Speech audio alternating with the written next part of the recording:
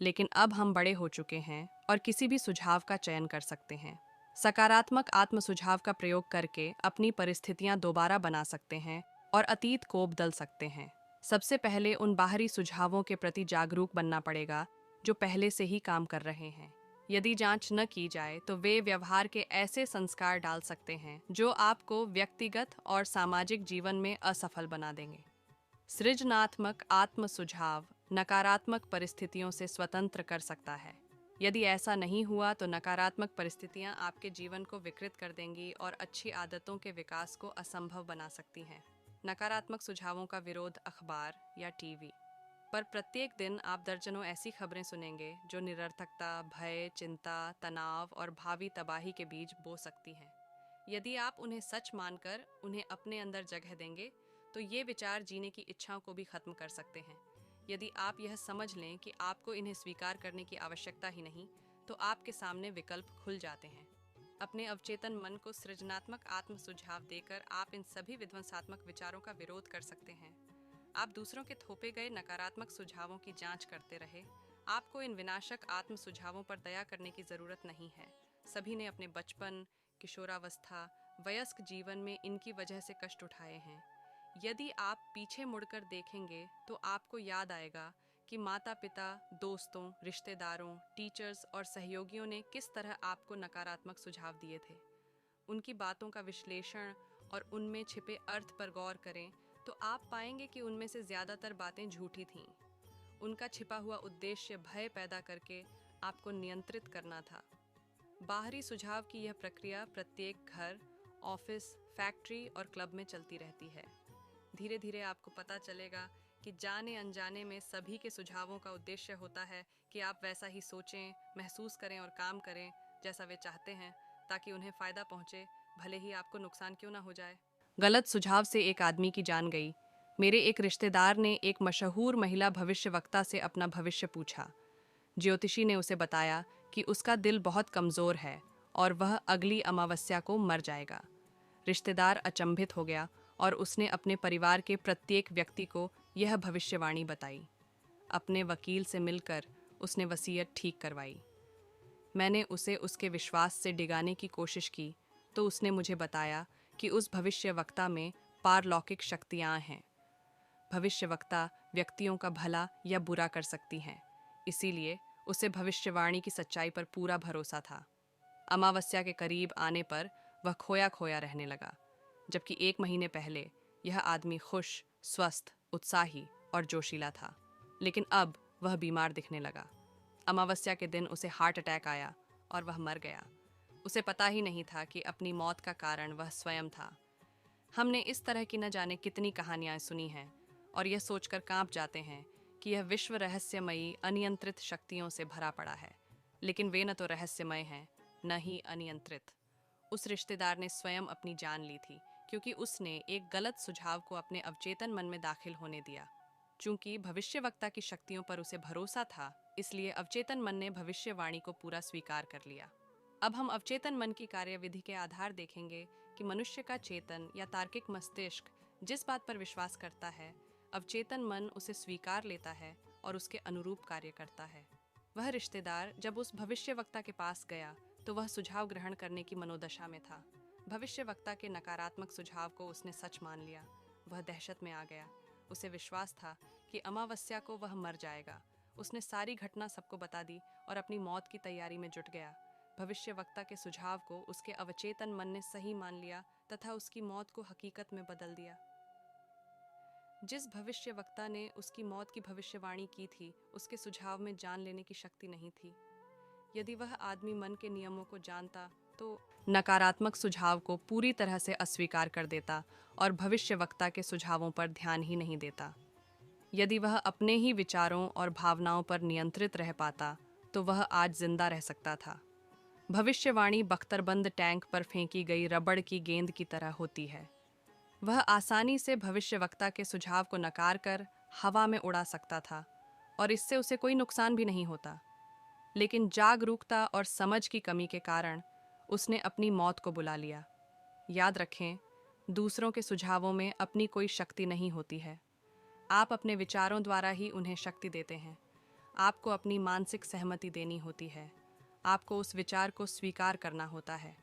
यहीं से आपका अवचेतन मन उसे साकार करने के लिए लग जाता है। याद रखें, आपके पास जिंदगी, प्रेम और सेहत चुनने की क्षमता है। आधार वाक्यों की शक्ति प्राचीन यूनान के ज़माने से दार्शनिक और तर्कशास्त्रियों ने सिलोजिज्म नामक तर्क का अध्ययन किया है।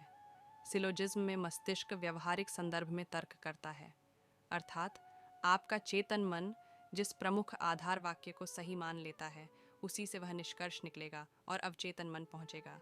सवाल या समस्या से उसका कोई लेना देना नहीं है, लेकिन आधार वाक्य सही है तो निष्कर्ष अवश्य सही होगा। जैसे, प्रत्येक गुण प्रशंसनीय है।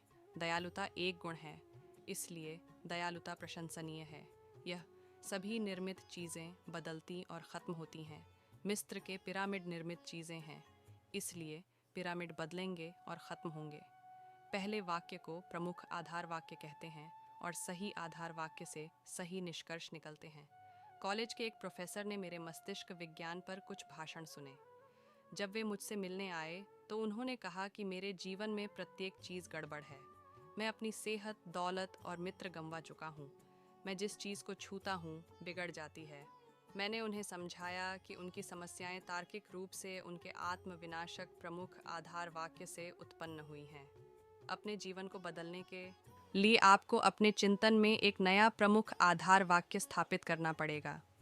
उन्हें मानना होगा कि उनके अवचेतन मन की असीमित बुद्धिमत्ता उन्हें आध्यात्मिक, मानसिक और भौतिक मार्गदर्शन या निर्देशित और समृद्ध बना रही है।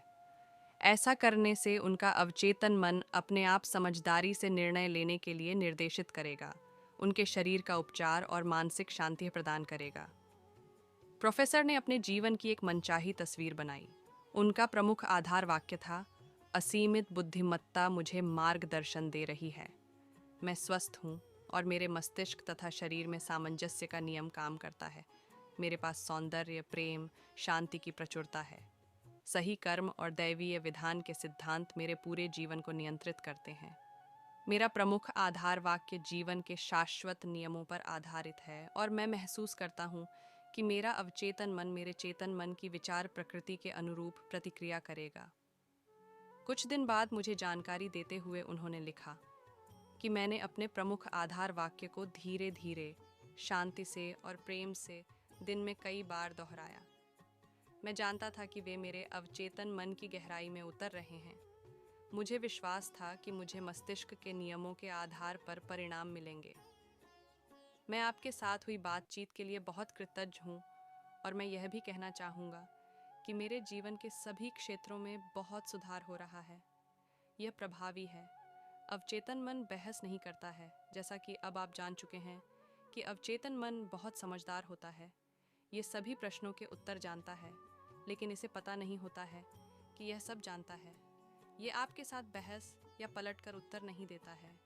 ये आपसे कभी नहीं कहेगा कि आप मुझ पर इस तरह के सुझावों की छाप न छोड़ें। जब आप कहते हैं, मैं ये नहीं कर सकता, मेरी उम्र बहुत ज़्यादा हो गई है, मैं इस जिम्मेदारी को नहीं निभा सकता, मैं गलत जगह, गलत घर में पैदा हो गया था, मैं सही नेताओं को नहीं जानता हूँ, तो आप इन नकारात्मक विचारों को अपने अवचेतन में भर रहे हैं और यह इनके अनुरूप प्रतिक्रिया करता है। ऐसा करके आप अपनी ही भलाई का रास्ता रोककर अपने जीवन में कमी, सीमा और कुंठा उत्पन्न कर रहे हैं। जब आप अपने चेतन मन में बाधा, अवरोध और विलंब की कल्पना करते हैं, तो आप अपने अवचेतन मन की बुद्धिमत्ता और ज्ञान का लाभ नहीं ले पाते हैं, क्योंकि आपको विश्वास होता है कि आपका अवचेतन मन आपकी समस्या को नहीं सुलझा सकता। परिणाम स्वरूप मानसिक और भावनात्मक संकुलन, कंजेस्शन आदि बीमारी और न्यूरोटिक प्रवृत्तियां आती हैं। यदि आप अपनी इच्छाओं को साकार करना और कुंठा से उबरना चाहते हैं, तो दिन में कई बार दृढ़ता से कहें, असीमित बुद्धिमत्ता मुझे आदर्श योजना की राह दिखाती है, उस ओर ले जाती है और आवश्यक बातें बताती है। मेरे अवचेतन की अधिक गहरी समझ अब प्रतिक्रिया कर रही है कि मैं जो महसूस करता हूँ वह बाहर व्यक्त होता है। संतुलन और संबुद्धि प्रत्येक ओर है, लेकिन यदि आप कहते हैं कि अब कोई रास्ता नहीं बचा है, अब मेरा खेल खत्म हो गया, इस उलझन से बाहर निकलने का कोई तरीका नहीं है, मैं बाधित और अवरुद्ध हूँ, ऐसे में आपके अवचेतन मन से कोई उत्तर या प्रतिक्रिया नहीं मिलेगी। यदि आप चाहते हैं कि आपका अवचेतन आपके लिए काम करे, तो इसका सहयोग पाने के लिए आपको इससे सही संदेश देना होगा, क्योंकि यह तो आपके लिए हमेशा काम कर रहा है। आपके हृदय की धड़कन और सांस को नियंत्रित कर रहा है। यदि आपकी उंगली कट जाए तो उपचार को प्रक्रिया शुरू कर देता है। इसकी मूलभूत प्रवृत्ति जीवन की ओर है। यह हमेशा आपकी देखभाल करता है और आपको सुरक्षित रखता है। जैसा कि आप जानते हैं कि आपके अवचेतन के पास अपनी खुद की बुद्धि भी होती है। यदि इसने आपके विचारों और छवियों के पैटर्न को स्वीकार कर लिया, तो समस्या का उत्तर तलाशते समय आपका अवचेतन मन प्रतिक्रिया करेगा। ये आपसे उम्मीद करेगा कि आप अपने चेतन मन में किसी सच्चे निर्णय या फैसले पर पहुंच जाएं। आपको यह मानना होगा कि आपके अवचेतन मन के पास उत्तर है, लेकिन आप कहते हैं कि मुझे नहीं मालूम कि कोई रास्ता है भी या नहीं। मैं पूरी तरह दुविधा और उलझन में हूँ।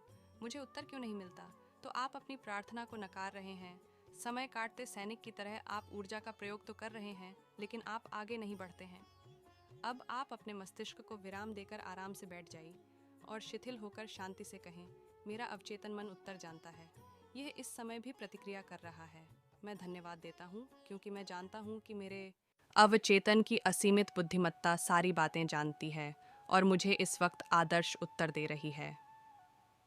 मेरा सच्चा विश्वास मेरे अवचेतन मन की बुद्धिमत्ता और ज्ञान को स्वतंत्र कर रहा है। मुझे खुशी है कि ऐसा हो रहा है,